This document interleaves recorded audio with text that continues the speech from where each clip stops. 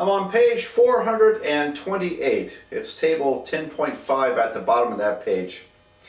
And the author has gone back to the, or I've gone back to the author's example about the snack foods with the fat content and the calories. And I'm going to use the author's approach here to looking at this through the guise of residual sum of squares, total sum of squares, regression sum of squares. Okay, so this table has already been filled out, but I'm going to talk my way through this table. So going back to the data at the beginning of the chapter, the author calculated the sum of squares. And the sum of squares for the fat content, which would be the regression sum of squares, is 131,878. And then the residual sum of squares was 27,182. Now if you add those together, you should get 159,060. So in practice, if you actually were going to do this method, and I've done it, and this type of method before, if you were, you would only calculate two of these because these two will add up to the third. So if you're missing one of these, you can always get it easily because those two add up to the total. The fat content is the regression variable x, the independent variable in this problem. And so this represents, this first line number here represents regression sum of squares. So you might make a side note on that. This is regression sum of squares. This is the residual sum of squares. Here, let me write this out. That's the regression sum of squares on this line. This is the residual sum of squares, and this is the total sum of squares. So that's what those numbers represent. Now then, from that information, pretty much we can get the rest of the table. I think we just need to know how many samples we're taking. That's the only other piece of information we need to know. So, carefully erase here. The proportion would be, for this slot, would be this number divided by the total. And so it should come out to be 0.829 is what the author got here. So 131,878 divided by 159,060 is 0.829. Yeah, 829. So 0.829. I think normally I would give it 2 decimal places, not 3.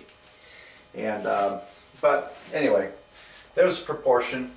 And if we take this number and divide it by the total, we'll get its proportion, which will be complementary. So it should be 0.171. And yes, that's what the book got. So about 82.9% is fat content. 17.1% are the residual variables, and these add up to 100%. So already that tells us that r squared is 0.829, and which says that 83% of this data is explained by the relationship between fat and calories. The other 17% is explained by other residual variables, besides fat content.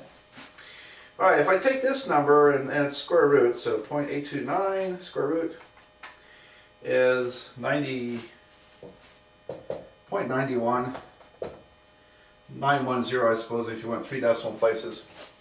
That's a strong positive correlation. And now we only know it's a positive correlation by looking at the data. As fat increased, calories increased, so it was rising. You can't tell if you have negative or positive correlation from a table like this. You've got to look at the actual data and see what's happening. Is it rising? Is it falling? What's the trend? And this trend happened to be rising, so that's why I wrote a positive 0.91 here. All right, so that's a strong correlation.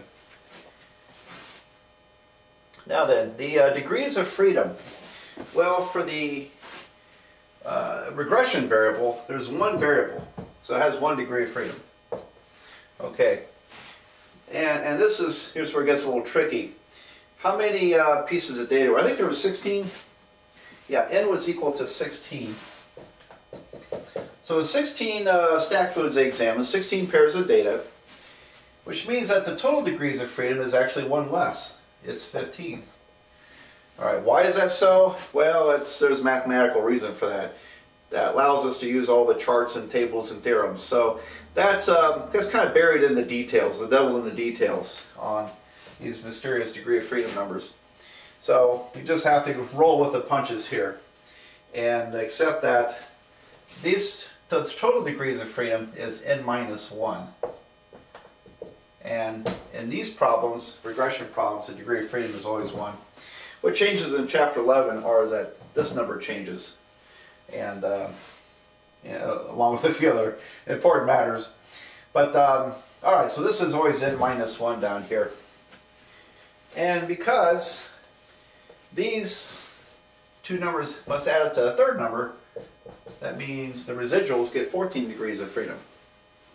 So 14 degrees of freedom on the residual, one on the regression variable, x, or fat content, and these add up to n minus 1. That's where that comes from. All right, from here, these two columns are just devices. They get us to the p-value. Okay, and that's all they are. The mean square, if you take the sum of squares and divide by degrees of freedom, that's how you get what's called the mean square.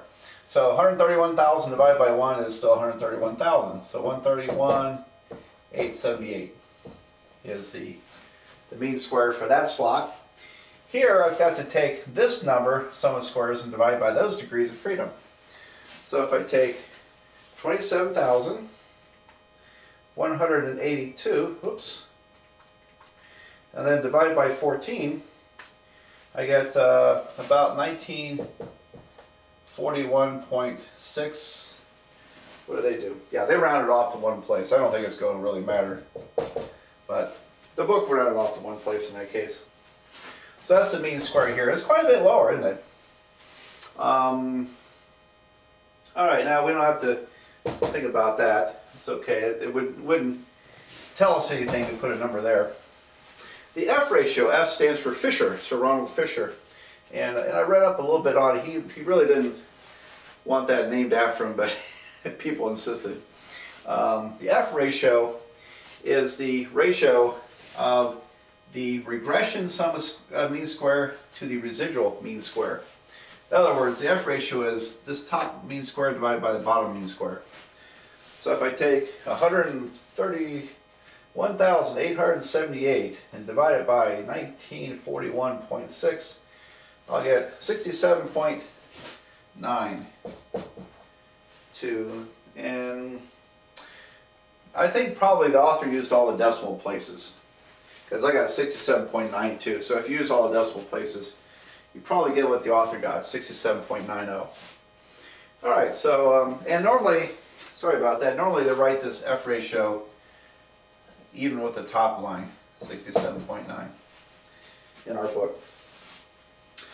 Well, the F ratio is a new table in the book to look up. And so let's go find it. And actually this table stretches over a number of pages. Let's see, it starts around 660 something, maybe. Okay. Now, I'm looking for denominator degrees of freedom, 14. And that's page 656, so please turn to page 656. Now this, like I said, this stretches off over a number of pages, and this is the correct page because the left-hand column, it has up there called denominator, and degrees of freedom, if you go down, you'll find 14 near the bottom. 14 degrees of freedom for the denominator. And so this is the denominator of this ratio, and I guess the denominator degrees of freedom is what they're calling it. So that's 14. Now the numerator degrees of freedom is, in this case, 1. So if you look along across the top, they have degrees of freedom for the numerator. And it starts with 1, goes all the way to 9, and actually goes across the page. So up to about 1,000. But in this case, we only need the first column because we have 1 degree of freedom for these kinds of problems. So first column in the white and black on page 656, near the bottom, 14 degrees of freedom. And there are 5 numbers down there. So let me duplicate my list here. In the white and black, they've got 3.10, 4.60, 6.30, 8.86, and also 17.14. Then over here they've got probabilities. 0.100, 0.050, 025, 0.010, and 0.001. Yep, got those right. So here are the probabilities, and here are the F ratios.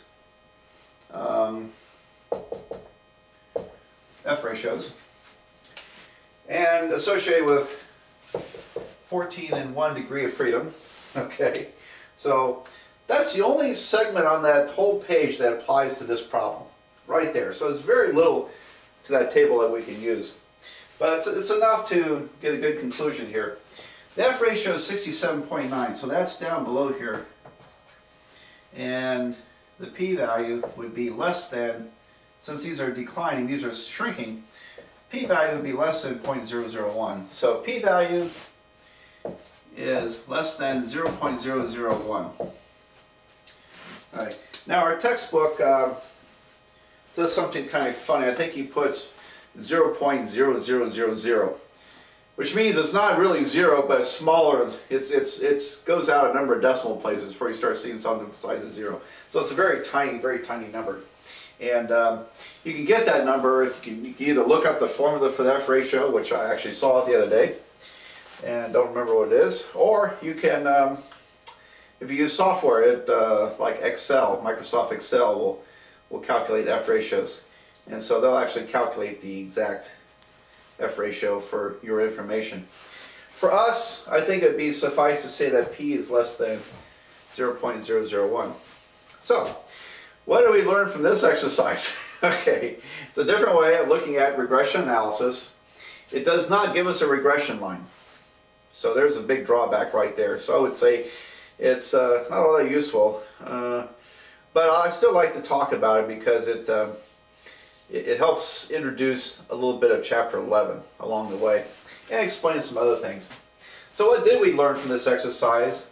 We learned that we can calculate R squared and R, correlation coefficient and its square, and Y, that tells you what it tells you. And it gave us a p-value. A p-value just means that there had to be some kind of hypothesis test done. Well, what was that hypothesis test? The hypothesis test is there a significant correlation? Or could there be zero correlation? Zero correlation, flat line, x's don't affect y's. Okay, so could there be no correlation? Well, we could admit that there might be no correlation if we had a large p-value, greater than 0.05. That means we would fail to reject a null hypothesis of no correlation. But because our correlation number is very small, it's under 0.05, then we reject the null hypothesis, which in plain English means that there is a significant correlation, statistically significant. And so the positive correlation we got is real. And you know, 0.91 is the experimental, based upon this data correlation. It's not the population correlation, but we know that there's enough information here to conclude that in the population of all snack foods, there is a statistically significant correlation between fat content and calories. So that's what all that stuff tells you. Okay, now I'm going to give you another example of this. Kind of goes fast in the next video.